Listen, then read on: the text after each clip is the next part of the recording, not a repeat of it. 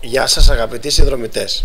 Όπως ήδη γνωρίζετε, βρισκόμαστε στο νησί της Κέρκυρας και αποφασίσαμε αντί για μεγάλες βίντεο ιστορίες να σας προσφέρουμε μικρά επεισόδια βίντεο. Και μάλλον όλοι ενδιαφέρονται πολύ για το πού βρισκόμαστε τώρα.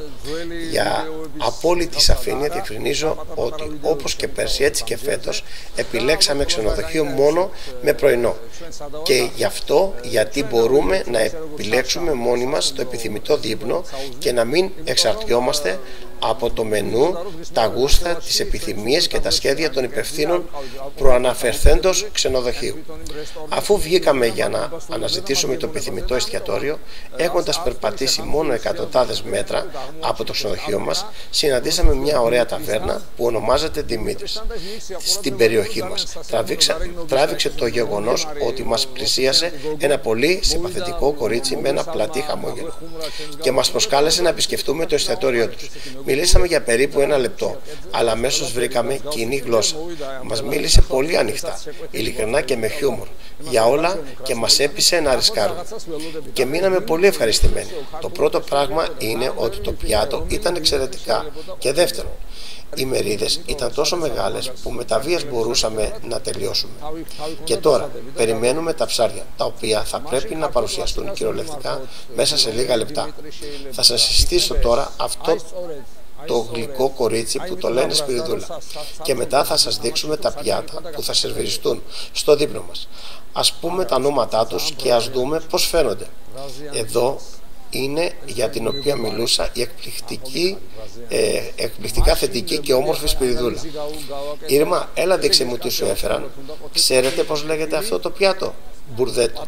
Αυτό είναι σίγουρα ένα φιλέτο ξεφία στη σκάρα. Ναι, ένα μεγάλο ψάρι μπροστά σε ένα μεγάλο σπαθί.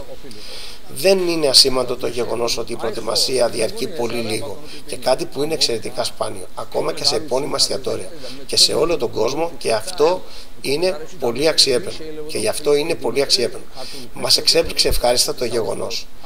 Και ακόμα δεν καταλαβαίνουν πώς τα καταφέρνουν σε τόσο σύντομο χρόνο αναμονής. Αλλά το τέλος του δείπνου μας ήταν απρόβλεπτο και μεγαλειώδες. Ενώ εξέφραζα το θαυμασμό μου για διάφορες λεπτομέρειες στις υπηρεσίες τους και άρχισα να κάνω μια κριτική βίντεο για τους συνδρομητές μου, η κοπέλα Σπυριδούλα Please come try our restaurant. You'll be satisfied 100%. Surely. Ირმა მოგიტანეს? აბა დამახედე რა არის? და რა ქვია ამასო? ბურგეტო ხო? ეს არის შიმშერის φύλλε. Εξαφανίστηκε για ένα λεπτό και σύντομα επέστρεψε με έναν μεσήλικα, με ένα ζεστό χαμόγελο και ευγενικά μάτια. Προς έκπληξή μου αυτός ο όμορφος άντρας αποδείχθηκε ότι ήταν ο ιδιοκτήτης του υπέροχου εστιατορίου, ο ίδιος ο Δημήτρης, το όνομα του οποίου φέρει και το εστιατόριο. Μας καλωσόρισε θερμά, εξέφρασε την ευγνωμοσύνη του και το θαυμασμό του για το εστιατόριό του. Μας ευχαρίστησε για την επιθυμία μας να γυρίσουμε μια κριτική βίντεο και είπε ότι το δείπνο σήμερα θα ήταν εις βάρος του εστιατορίου. Ήθελα να αντισταθώ, αλλά ο ιδιοκτήτης ήταν πλώνητος. Τότε αποχαιρέτησε ευγενικά και έτρεξε να κάνει τα δικά του. Λοιπόν, αγαπητοί συνδρομητές, δεν πρόκειται για τα χρήματα. Το πιο σημαντικό πράγμα εδώ είναι μια ανθρώπινη προσέγγιση σε αγνώστους που μπήκαν στη χώρα σας. Ήρθαν και σας εκτίμησαν δεόντως τη δουλειά και την ευθύνη απέναντι στους πελάτες σας και ακόμη αποφάσισαν να ενημερώσουν ολόκληρο τον κόσμο σχετικά. Και εσύ υποδεσπότη, όταν ανοίγεις την αγκαλιά σου και αγκαλιάζεις τον καλεσμένο σου το πιο κοντά στην καρδιά σου, αυτό είναι το πιο πολύτιμο που έχουμε εμείς, οι τίμοι άνθρωποι στην ψυχή μας. Σήμερα το βράδυ έγραψε μια άλλη αξέχαστη σελίδα στο βιογραφικό της οικογένειά μας, για την οποία είμαστε ευγνώμονες, ο κύριος Δημήτρης και η εργατική του ομάδα. Τα λέμε ξανά.